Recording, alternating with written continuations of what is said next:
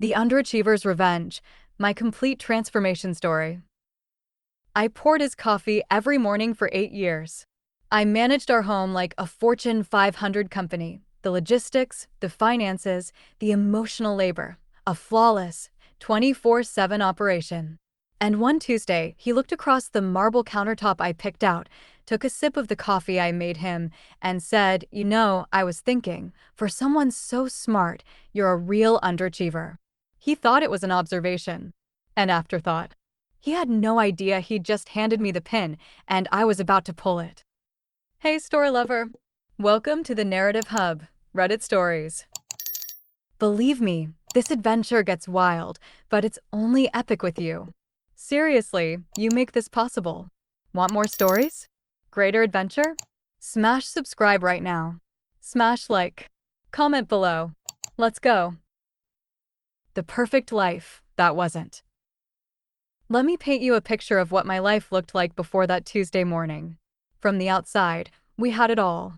A stunning colonial in the suburbs, 2 cars in the driveway, and a marriage that looked picture-perfect on social media. I was the quintessential stay-at-home wife, but not by choice, by design. His design. When we got married, David was just starting his career in finance. We agreed that I'd put my marketing degree on hold and support him through those crucial early years. Just temporarily, he'd say, stroking my hair. Once I'm established, you can do whatever you want. That was 8 years ago. What David didn't see, or chose not to see, was that I was running a complex operation. I managed our household budget better than most CFOs manage their companies. I negotiated with contractors, researched investments, planned our social calendar with military precision. I maintained relationships with his family, his colleagues, even his difficult mother who called me David's little helper. But according to him, I was just there, existing, underachieving. The morning of the comment started like any other. I woke up at 5:30 a.m., hit the gym in our basement, showered, and had breakfast ready by the time David stumbled downstairs in his wrinkled shirt. I handed him his perfectly pressed replacement while his coffee brewed to exactly 165 degrees, the way he liked it.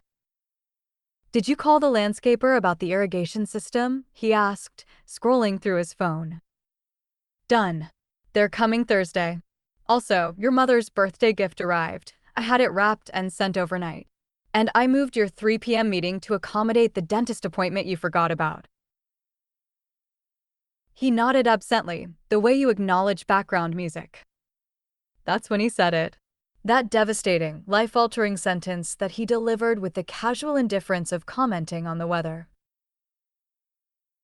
I stood there, coffee pot still in my hand, and felt something fundamental shift inside me. It wasn't anger, not yet. It was clarity. Crystal clear, bone-deep understanding that I had become invisible in my own life. That night, after David left for his monthly poker game, I did what any good strategist does. I gathered intelligence. I opened my laptop, the one I supposedly just browsed Pinterest on, and started digging. I researched divorce laws in our state. I calculated our assets, our debts, what I'd be entitled to. Then I did something that surprised even me. I started researching business opportunities. You see, David had no idea about my background. Sure, he knew I had a marketing degree, but he'd long since dismissed it as cute college stuff. He didn't know that I'd graduated summa cum laude. He didn't know that I'd turned down 3 job offers to marry him. And he definitely didn't know that for the past 8 years, I'd been quietly following industry trends, taking online courses, and building a network of former classmates who were now running their own agencies. I spent 3 weeks in what I now call stealth mode. During the day, I played the perfect housewife.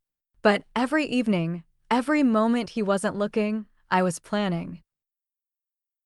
This is where my story takes an unexpected turn, because sometimes the universe sends you exactly what you need when you need it most. I was at the grocery store, methodically working through my color-coded list, when I literally collided with my past. Janet Smythe, my former study partner and the smartest person I knew in college, came barreling around the corner with her cart and crashed straight into mine. Oh my God, I'm so sorry. I was texting and she stopped mid-sentence. Wait. No way. Is that really you? Janet looked exactly like I remembered, except now she was wearing an expensive blazer and had the kind of confident energy that comes with success. We grabbed coffee right there in the store's cafe, and she told me about her digital marketing agency that she'd built from nothing into a seven-figure business. I always wondered what happened to you, she said. You were the most talented person in our program. I figured you'd be running your own empire by now. I almost laughed. I'm a stay-at-home wife. The look on her face, part shock, part pity, told me everything I needed to know about how far I'd fallen from my potential. Listen, Janet said, leaning forward with sudden intensity. I'm expanding. I need someone who understands strategy, who can think 3 steps ahead, who can manage impossible clients with impossible deadlines. The pay is 6 figures, and you can work remotely. Interested? I stared at her. Here was my lifeline, dropped into my lap in aisle 7 of the grocery store. I'll think about it, I said, but I already knew my answer. For 6 weeks, I lived 2 lives. By day, I maintained the facade. I made David's coffee, managed his schedule, pretended to be the woman he'd reduced to a single, devastating word. But during those hours he was at the office, I was building something else entirely. Janet started me on small projects, social media campaigns for local businesses, content strategies for startups. But I threw myself into the work with 8 years of pent-up intellectual hunger. I devoured industry reports during lunch. I attended virtual conferences while David thought I was watching cooking shows. I took client calls from our walk-in closet, my voice barely above a whisper. The work was intoxicating. For the first time in years, I felt my brain firing on all cylinders. I wasn't just executing someone else's vision. I was creating, strategizing, solving complex problems that actually mattered. And the money started rolling in. At first, it was just a few $100s here and there. But as my reputation grew, so did my rates. Within 2 months, I was earning more in a week than David's allowance covered in a month. I opened a separate bank account, my secret account. Every deposit felt like a small act of rebellion. Then came Mark Rodriguez. Mark owned a struggling tech startup that was hemorrhaging money on failed marketing campaigns. He was desperate, nearly broke, and ready to shut down his company when Janet recommended me. I need a miracle worker, he told me during our first video call. Someone who can turn lead into gold. Janet says you're that person. I spent 3 days analyzing his business model, his target market, his competition. What I found was a company with an incredible product and absolutely no idea how to talk about it. Working 18-hour days, I completely rebuilt his marketing strategy from the ground up. New messaging, new visual identity, new customer acquisition funnel. I launched campaigns across 6 different platforms, A/B tested everything, and optimized in real time. The results were explosive. In 4 weeks, Mark's company went from near bankruptcy to profitability. His revenue increased by 400%. His product started getting mentioned in major tech blogs. He landed 2 major investors. And he offered me something that changed everything, a 10% equity stake in his company, plus a $200,000 annual retainer to be his chief marketing officer. I stared at the contract on my laptop screen, sitting in my perfect Kitsmith, and realized I was no longer the woman my husband thought he'd married. The night I planned to tell David about my new career, he came home in a foul mood. He'd had a bad day at work, some client had questioned his judgment, and his ego was bruised. I need a drink, he announced, loosening his tie. And dinner better be ready.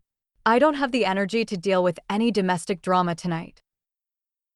I served him his favorite meal, the one that took 3 hours to prepare, and sat down across from him at our dining table. David, I said carefully, I have something important to tell you. He looked up from his plate with the expression of someone bracing for bad news. What now?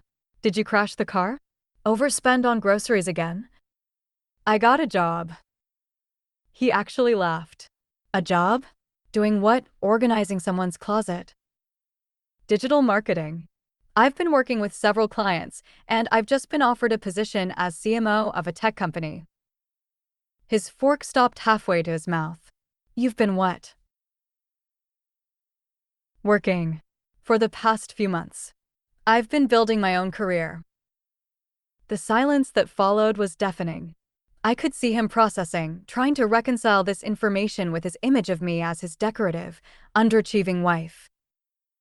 How much? He finally asked. $200,000 a year, plus equity. He set down his fork. That's more than I make. I know. What happened next was both predictable and shocking. David's first reaction was denial. This couldn't be real. I must be confused about the numbers or being taken advantage of by some scam artist. His second reaction was anger. How dare I make major life decisions without consulting him? How dare I go behind his back? How dare I make him look foolish? His third reaction was the most telling: fear. So what, you're just going to abandon everything we've built? Leave me to manage the house alone? What about my needs? My schedule? My life? And there it was. The truth behind 8 years of partnership. I wasn't his wife. I was his employee. His personal assistant.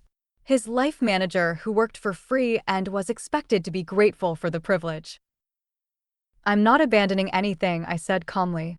I'm finally contributing financially to this marriage. Isn't that what you wanted? An achieving wife instead of an underachiever. He stared at me like I was speaking a foreign language. While David was having his existential crisis, my career was reaching new heights. Mark's company got acquired by a major corporation for $50 million. My 10% equity stake? That translated to $5 million. At 32 years old, I was financially independent for the first time in my adult life. But that was just the beginning. Word spread quickly in the tech world about the marketing genius who'd saved Mark's company. My phone started ringing with offers from other startups, established companies, venture capital firms looking for someone who could spot and develop winning strategies. I started my own consulting firm, Catalyst Marketing Group. Within 6 months, I had 12 clients, 3 full-time employees, and a waiting list of companies begging for my services. Janet, who'd become both my mentor and closest friend, helped me navigate the business world I'd been absent from for so long.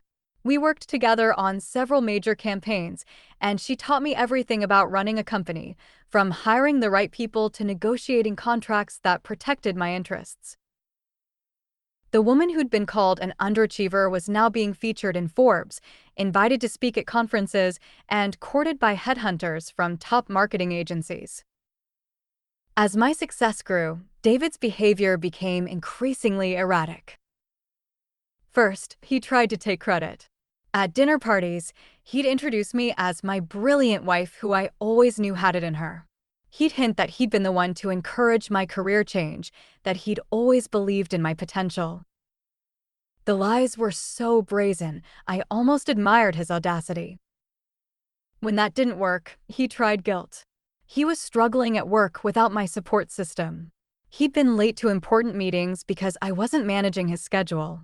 He'd shown up to his mother's birthday dinner empty-handed because I hadn't reminded him to buy a gift. This is what marriage means, he'd say. We're supposed to support each other. You're being selfish. Finally, he tried ultimatums. Choose, he said one evening, standing in our Kitsmith like a defendant making his final argument. Choose between this job obsession and our marriage. I looked at him, really looked at him, for the first time in months. This man who dismissed my intelligence, minimized my contributions, and reduced me to a single, cutting word. I choose me, I said. This is where my story takes another surprising turn, because the universe apparently wasn't done sending me plot twists. 2 weeks after I told David I wanted a divorce, I got a call from an unknown number. Is this the marketing consultant who worked with Mark Rodriguez? The voice belonged to Victoria Hamilton, David's boss. The same Victoria who'd been at that dinner party where he'd called me a gorgeous underachiever. Our company is hemorrhaging money on a failed product launch, she said.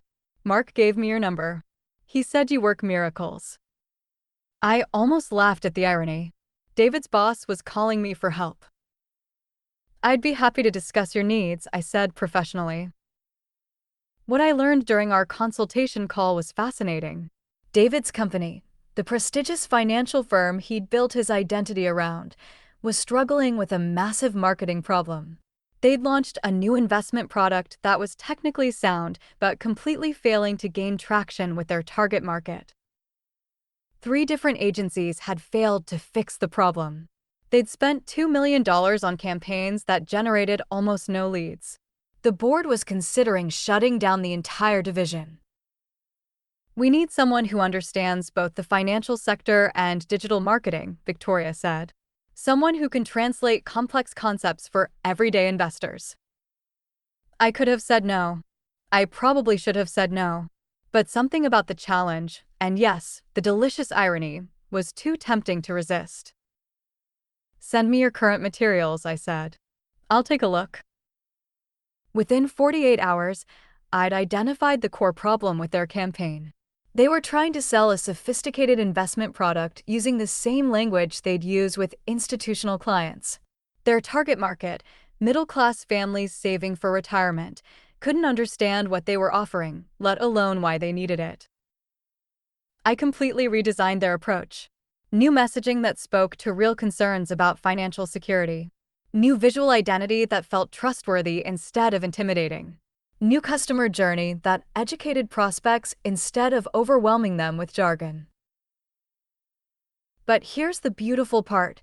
I presented the strategy directly to Victoria and the board, with David sitting at the conference table, watching his estranged wife solve the problem that had been keeping him up at night for months. The look on his face when Victoria announced that the board had approved my $500,000 contract was absolutely priceless. Within 6 weeks, their lead generation increased by 600%. New account openings hit record numbers. The product launch went from disaster to the most successful in company history. Victoria pulled me aside after the final presentation. I owe you an apology, she said. At that dinner party, when David introduced you as his underachieving wife, I thought it was just his unfortunate sense of humor. I had no idea he was married to someone with your capabilities. She paused, looking almost embarrassed. To be honest, David's been struggling lately. His performance has been inconsistent. But you? You're exactly the kind of strategic thinking we need more of around here. By the time our divorce was finalized, the power dynamic had shifted so completely that David's lawyer advised him to settle quickly and quietly. I kept the house, the one I'd decorated, maintained, and turned into our social headquarters. David moved into a downtown apartment that cost twice as much and had half the space. The financial settlement was equally satisfying. Since my business was valued at over $3 million and I generated more income in the past year than he had, I actually ended up paying him spousal support. The irony was not lost on either of us. But the real victory wasn't financial. It was the woman I'd become. Fast forward to today, and my life is unrecognizable from that Tuesday morning when David called me an underachiever. Catalyst Marketing Group now has 23 employees and offices in 3 cities. We've been named one of the fastest-growing marketing agencies in the country. I've been invited to speak at Harvard Business School about entrepreneurship and career transitions.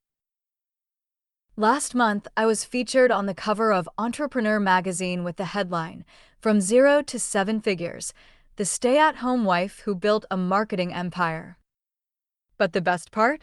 David called me last week. His company is struggling again. Different problem, same pattern of expensive failed solutions. Victoria had suggested he reach out to me for advice. I know things ended badly between us, he said, his voice carefully humble. But I'm hoping we can put that aside. I could really use your expertise on this project. I listened to his pitch, took notes, asked clarifying questions. Then I gave him my answer. I appreciate you thinking of me, I said, but Catalyst Marketing Group has a strict policy. We only work with clients who value our expertise from day one. You'll need to find someone else. The silence on the other end of the phone was golden. Here's what I learned from being called an underachiever by the person who was supposed to love me most. Sometimes the worst thing someone can say to you is exactly what you need to hear. Not because they're right, but because it forces you to examine whether you're living up to your own potential. David didn't see my worth because I'd stopped seeing it myself. I'd become so comfortable in my supporting role that I'd forgotten I was capable of being the star. The word underachiever was supposed to diminish me. Instead, it ignited me. It reminded me that I had dreams before I had a husband, goals before I had a household to manage, ambitions that went far beyond making the perfect coffee and keeping the perfect house. 3 years ago, if someone had told me I'd be running a multi-million-dollar company, speaking at conferences, and featured in business magazines, I would have laughed. That seemed like a life meant for other people. Bolder people. More ambitious people.